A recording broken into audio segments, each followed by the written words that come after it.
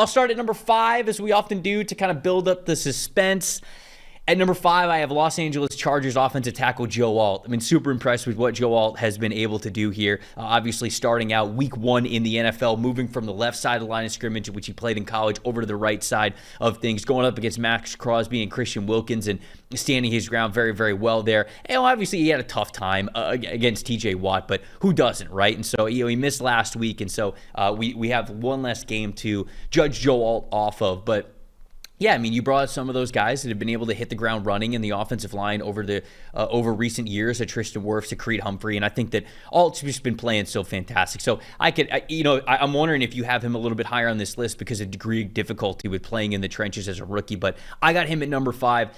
I do have Marvin Harrison Jr. at number 4. I just feel like that first game that he played was a big outlier at this point for how well he has been able to play over the last couple of weeks and what he has meant to that offense. Hasn't looked perfect for him, but certainly weeks 2 and weeks 3 really loved what he was able to bring to the table, how he was a focal point of that offense. A couple of the big throws that he has had, just I think splashes of what he is going to do in this league for years to come, and including the rest of his rookie season here. At number 3, I have Steelers interior offensive lineman or center Zach Frazier. I think Frazier's been absolutely balling this year. I think that he is having a fantastic season, and it's not getting a lot of light shed on it just because he plays center, right? And I mean, it's just like that's unfortunately the nature of playing the position. You just don't get a lot of love there. But I think, again, for him to step into the offensive line play at the NFL level and look as good as he has been unbelievable. 2, I have Malik Nabers, the wide receiver from the New York Giants. Again, we're just talking about target share and everything that he means to that offense, the early separation percentage, the early return on investments.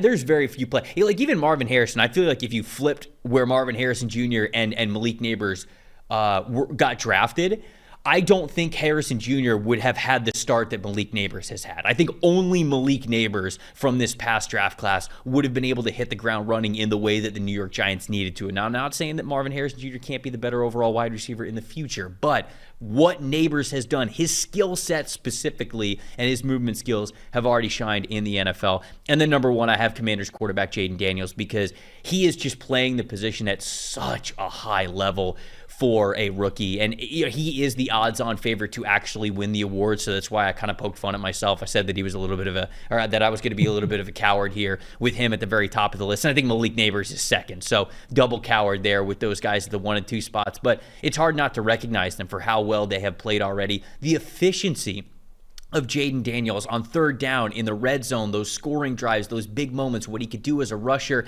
and a passer, the confidence, it's just so hard to not be so bought into this guy and everything that he has been doing for the Commanders. So to recap, my offense at 5, and we can talk about some guys that are just outside of my list. I got Joe Alt at number 5, Marvin Harrison Jr. at number 4, Zach Frazier at number 3, Malik Nabers at 2, and then Jayden Daniels at number 1. Roast me, John. Go ahead.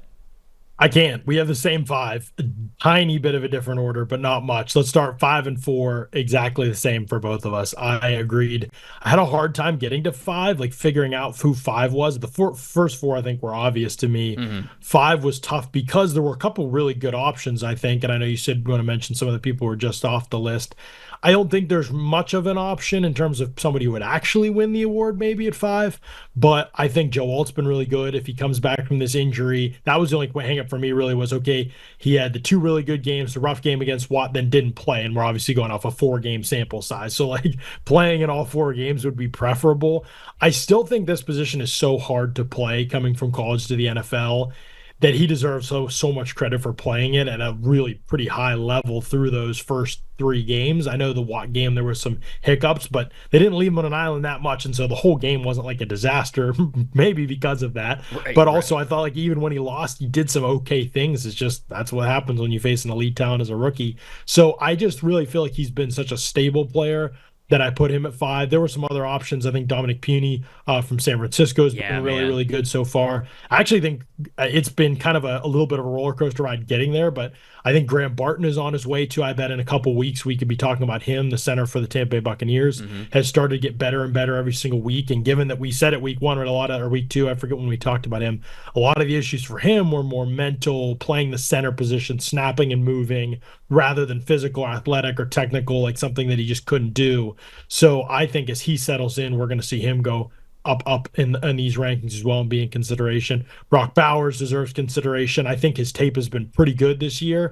I don't think he's been as dominant as the receivers ahead on this list when you look at the actual tape and how he's getting his production, but there's still been some really good things. He had that one really strong game, and I think it was week 2. And so there's just been a lot of he's been clearly, especially for a rookie tight end, deserving of consideration for that spot. But I did pick Alt there. I did think Marvin Harrison Jr. to me was the clear number 4 guy.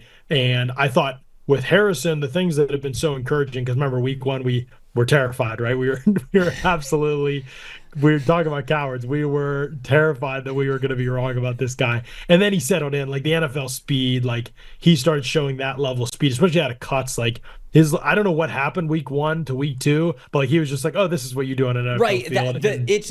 It's the speed in which he adjusted in week 2 crazy. That I was like, okay, thankfully that happened a lot quicker than I thought it was going to, but I thought it was going to be maybe first 4 or 5 weeks of the season, he was going to struggle a little bit. And then like you said, I wasn't worried long term. Like I thought even second half of the season he was going to look fine, but it's just so weird to look at that first game and then he goes, oh wait, yeah, okay, never mind, I got it. In week 2, like it just does not happen the way that it did for him. But yeah, I agree with you. He was able to turn it around, thankfully. And I think just the fact they've been able to use him inside and outside too, and he can create separation has been pretty encouraging. You know, the jab step kind of arm over from the slot to create separation. I know it's Washington's corners and they're awful, but against Washington this past week, he caught the touchdown. I thought that was just a great route. Red zone stuff, you need those quick area wins. Him showing he can do that stuff, like that deep out that he ran against off coverage. There's just no wasted movement. He's just boom right into the break and looking back for the ball, and then the ball skills are elite. He's 4-7 already in contested catch situations this year. So I think those are obvious too. Before we get to the top 3 in my order in those, did you want to mention, was there anybody I didn't mention or anybody you had thoughts on that didn't make the list for you? There were some shout outs that I wanted. I want to say that it was kind of a clear 5 for me because of how well Marvin Harrison Jr. and Joe Alt have already played in multiple instances in multiple games now throughout the season. But like Talise Fuanga, I think, is playing well, especially when you consider that he played right tackle his whole career at Oregon State. Now he's flipping over to the left tackle side of things. But he has struggled and given up more, certainly as a pass blocker, than Joe Alt was. Their grades are sort of similar. I mean, Alt is higher than Fuanga, but it's close enough to where I went back and I wanted to make sure that I watched the tape from Fuanga, and he is good. It's just Alt has been better. Alt has clearly been better. So I wanted to give him the shout out. Brock Bowers, I think, is a great shout out by you. 2 sort of, again, not that I really consider them for the top 5, but unsung heroes that I want to shout out. 1, Eric All, the tight end for the Cincinnati Bengals, is playing really well. And I did not even think that Eric All would be on the field as much as he's been on the field. And they're using him in situations where, because when I watched him at Michigan and at Iowa, he was somebody who I was like, okay, this is a good blocking tight end. Like he gives you a little bit in the receiving game, but you're clearly drafting him because you want him to help out your heavier personnel. You want him to be a good blocker. He has been a pretty good blocker for them, at least in pass blocking, I believe. Run blocking, I think it's been, if I'm remembering that correctly. Yeah. So he has earned a 76.6 pass blocking grade and then just a 48.0 run blocking grade. So the run blocking needs to be a little bit better. But in those, they've also, because Jamar Chase wasn't as dominant as he was in the early parts of the season. T. Higgins, they didn't have him at the beginning. They weren't ready to trust Jermaine Burton. They were actually giving Eric All some targets in the passing game, and it's not like he was lighting the world on fire, but 74.8 receiving grade. To me, he's showcasing now with over 100 snaps on the season already, 4 games in.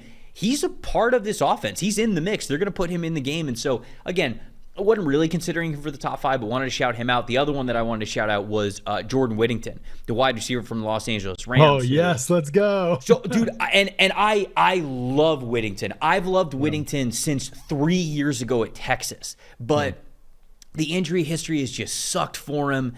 They tried to use him all over the field. He was a former 4-star, former Texas high school recruit, just like star. But the injuries just mounted up for him when he was at Texas, and he wasn't able to become the NFL draft prospect that he could have if I think he would have had a fully healthy college football career.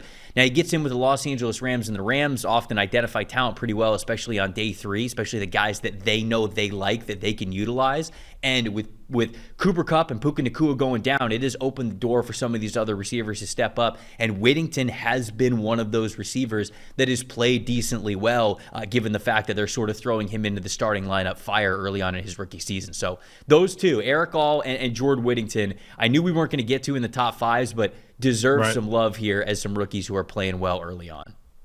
I love that you went with some deep cuts there. I think you're right to leave Fuaga out of the top 5, especially until that offense, when they've had to play away from sort of the way they want to play, which protects him in pass protection a good bit, and they've wanted to go to more true pass set, true straight drop game. He has struggled in those situations, so that context is probably important when we're evaluating him against somebody like Alt, who's been in those spots and definitely had to deal with a bit more. Yeah. Although Alt got help against Watt as well. So there's a lot of context to all this, as there always is when you're talking about a 4-game sample size. The other guy you didn't mention was J.C. Latham, who was terrible week 1. And was it on this? I can't remember where it was now, but I think it was on my show with Ollie when we were on the Read Optional podcast. And I was just like, I don't know if he's a tackle. And I didn't really know if he was a tackle in college. Like I liked him as a prospect. I just thought he just looked like a guard. He moved like a guard. He just played better in a phone booth. Like, to his credit, watching him pass set in week 1 compared to it's the Marvin Harrison Jr. thing, but at tackle. Like watching him pass set in week 1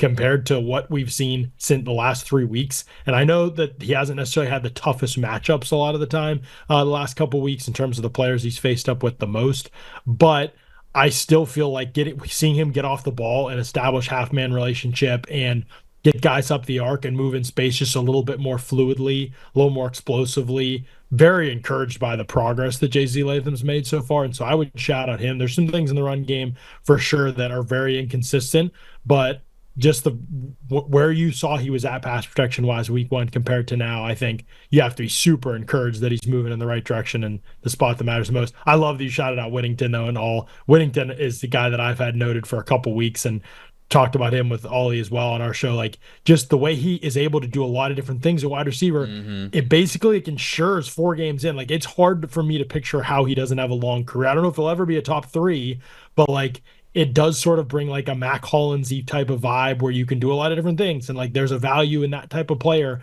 Josh Reynolds type of vibe where like, you may not be a supreme athlete or anything like that, but you'll go up and compete for the ball. You'll run tough routes. You're physical enough and strong enough to handle press. You can play in as a big slot. You can insert block and go in motion. And you're going to be smart enough for everybody to know what you need to do in different roles. And then the special team stuff where he's been good as well. So he obviously isn't going to be in consideration for this award, especially when they get healthy at that position. Right. But he has been huge for them. And so those are all good shouts. All right. You ready for me to get into these top 3? Yes. So you said it's a different order here for you because you said that it was the same names, different order, but the first 2 were in the same order. So who do we got here? So this is where it gets tricky and where it really depends on because positional value at quarterback, you're right. If we're looking at it that way, Jayden Daniels certainly has a great argument to be first. I have him 3rd here. I have Frazier 2nd and Nabers 1st. Okay. The big reason for me was we're dealing with a 4-game sample size. To me, Nabers and Frazier have been elite in all 4 games so far this season. I've watched all their snaps. Think they've been outstanding in all 4 games. They are, to me, the 2 offensive rookies in the league this season where I've said I think these guys could be considered top-tier players at their position by the end of their first season. Like, I've thought that like right off the bat with those guys, and like really every week as I've watched them, I've seen nothing to discourage me from that. Even the biggest issues with each player for Frazier, I think it's the snaps sometimes can be a little off center line. Like, he's not the most accurate snapper in the gun right now, but like, I haven't seen anybody beat him 1v1. I know you guys haven't charted, I think, for 4 pressures this year. I think a lot of those are team concept issues. But I haven't seen anybody beat him 1v1 this season in pass protection, and he's one of the best run blocking centers in the league already. He's 4th highest grade center in the NFL per PFF. So to me, I feel like he's been already lead at his position. Nabers leads the NFL in targets, catches, 2nd in yards, 2nd for touchdowns, or tied for 2nd for touchdowns. Like, he is a rookie. Like, and I think honestly, there's a massive amount of production left on the field every week because his quarterback play is so bad. And Daniel Jones has limited him so much because of the accuracy of his throws and the fact that he can't get the ball down the field. I mean, he could have had 200 yards against Dallas, and he had a drop or two. He had a couple plays where they tackled him right after the catch, and I thought they were great plays by the defense. And he still could have that, and it was just like kind of a ho-hum game for him. We talked about, and like, I just think he was that good. He's been that good. So to me, he seems like a tier 1 guy. Frazier seems like a tier 1 guy. I think Daniels could be on his way there. And if you're asking me to predict where this award's at mid-season, then I mean, you could easily make him number 1. Mm-hmm. The things I'll just say with Daniels, because you mentioned a lot of the positives, and I've been pretty effusive in my praise of him the last 2 weeks, especially this past week, where I felt like he actually attacked the middle of the field, and you can see the steps in his development sort of happening right now. I do think Washington has been in an unbelievable, like, he played poorly the week 1, okay week 2, and then week 3 and week 4 was lights out. Yeah. So how do you quantify that when we're talking about a 4-game sample size?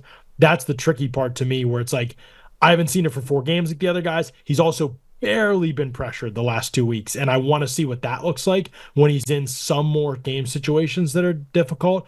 But I mean, dude, the level of consistency, the accuracy, the way he's handled game situations, the mobility, the poise that he has, the fact that he actually hit a couple. I know the deep ball has been the elusive thing, but he did that in college, and he hit 2 against Cincinnati, and so I really do think that he looks like he's going to be the guy and a real force at that position. If we're just going off the 4 games, I favor the guys who've been elite for 4, but I absolutely understand the argument to have number 1, because positional value wise, that's hugely important. Yeah, no, and I think that's really good context for like where you have him on the list. Again, I think positional importance positional difficulty just went into account when I was talking about Jayden Daniels, and the fact that genuinely his game against the Bengals might be the best single game quarterback performance that we see this season. Like, it was nuts. 96.0 overall PFF grade. I mean, that's stupid. And like you said, it's just been lights out these last 2 weeks.